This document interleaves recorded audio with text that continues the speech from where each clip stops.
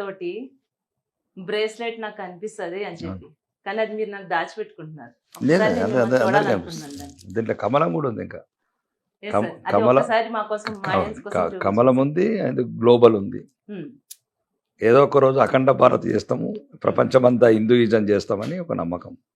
అంటే red sandal business దేశంలోనే licence ఉన్నటువంటి బిజినెస్ మ్యాన్ రాకేష్ రెడ్డి మాత్రమే అని విన్నామండి.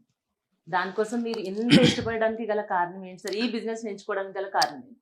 నో బిజినెస్ ఏదైనా అనుకోవచ్చు. కొందరు ఆయుధాలు అమ్ముతారు. భారతదేశానికి ఆయుధాలు కావాలంటే ఏదో ఒక దేశంలో ఒక న్యూట్రల్ పర్సన్ ఉంటాడు. Hmm. కొందరు ఇప్పుడు హైదరాబాద్లో తుపాకుల షాపులు ఉన్నాయి. Hmm. కొందరు ఫైజన్ కూడా అమ్ముతారు. కొందరు అనేస్తే మత్తు అమ్ముతారు.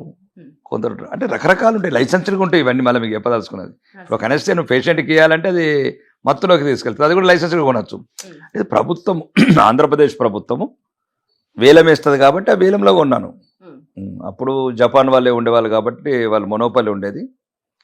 ఇంకా అప్పుడు కొద్దిగా ఈ పదం అంటేనే అంటే ఇప్పుడే ఇంత భయపడుతున్నారంటే అవునండి, అవును. 30